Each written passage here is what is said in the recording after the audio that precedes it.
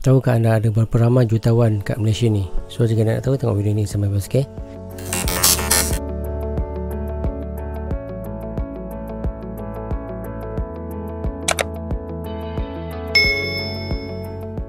Assalamualaikum warahmatullahi wabarakatuh dan salam sejahtera. Selamat datang ke YouTube channel Daikal. Kali ini saya nak kongsikan sikit berkenaan dengan jutawan, terms jutawan tu sendiri, dan juga kita nak tahu berapa ramai jutawan yang ada kat Malaysia ni.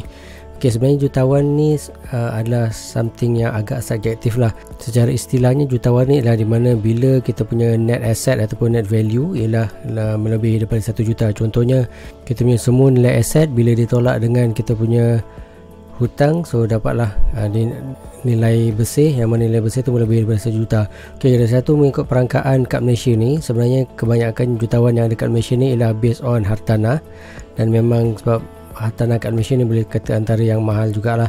So bila kata hartanah, contoh macam anda ada satu hartanah dengan harganya masa beli 200,000, kemudian dalam beberapa tahun dia dah naik kepada 4 hingga 500,000. So bila tolak balik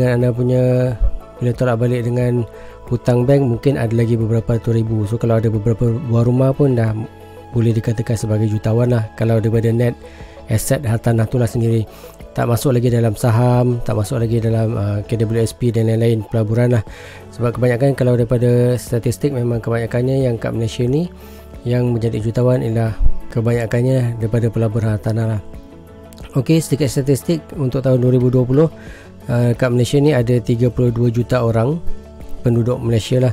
So daripada 32.7 juta penduduk Malaysia ni, so kalau ikutkan umur lah, 0 hingga 14 tahun, 15 hingga 64 tahun dan 65 tahun ke atas, ada lebih kurang ikut pecahan sini lah. Yang sini lah 2020. So kalau kita tengok kalau orang yang nak jadi jutawan ni, mesti ada biasanya dalam kategori yang ni lah, at least 22.8 juta tambah dengan 2.3 juta ni lah. 0 sampai 14 tahun ni memang kebanyakannya takkan ada jadi jutawan lah. So kalau kita tengok kat mana kita nak tengok statistik untuk berapa banyak ada jutawan kat Malaysia ni, so salah satunya yang saya jumpa adalah anda boleh tengok kat statista.com. So kat statista.com ni dia ada bagikan statistik untuk number of millionaires in Malaysia daripada tahun 2014 sehingga ke 2020 dan dijangkakan sehingga 2025. So kalau tengok sini 2014 jutawan ada 15.59 kali ni kali 1000 so masuk ada 15,590 sehingga ke tahun 2020 ada 16,440 dan dijangkakan pada 2025 ada sebanyak 22,350.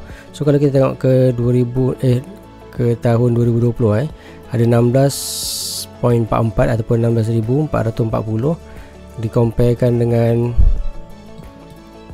penduduk Malaysia ialah sebanyak yang kebarangkaliannya ada banyak jutawan lah kawasan ni lah, lebih kurang 25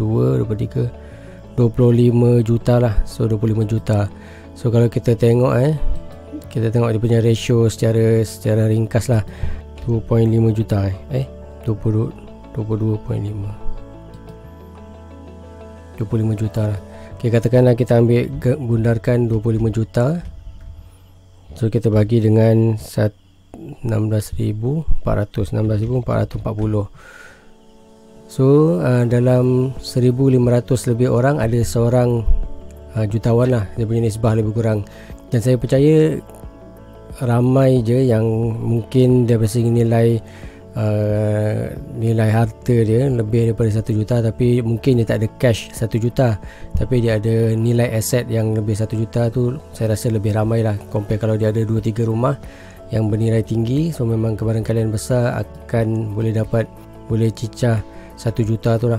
So katakanlah kalau kita berumur 20 tahun, so macam mana untuk kita dapatkan mencapai jutawan tu umur berapa dan berapa banyak kita kena simpan setiap bulan. Contoh ok, kita pergi ke saving calculator. Katakanlah kita masuk initial deposit tu, kita letak initial deposit kosong, lepas tu kita masukkan tabung haji je, kemudian dia katalah 5%. So ni selama kalau umur 20 tahun sehingga katakanlah 30 tahun. So kita calculate So selama 30 tahun, 20 tahun, dalam 5 tahun, kalau interest rate 5%, macam ni kalau untuk first year kita masukkan setiap bulan 1000, so dalam 30 tahun kita boleh dapat 831. Kalau katakanlah kalau kita kerja 40 tahun,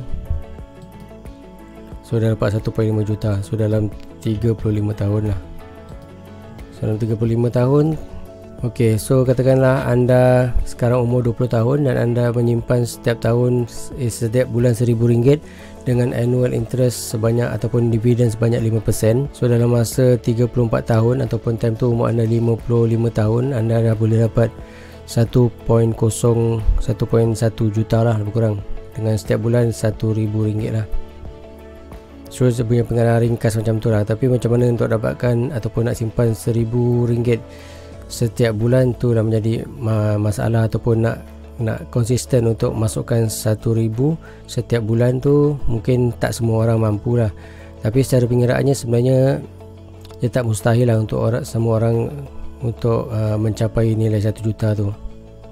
Ok, itu saya jika ada apa soalan ataupun nak berikan cadangan anda ataupun nak bagikan pendapat anda, boleh nyatakan komen. Sampai jumpa lagi. Assalamualaikum.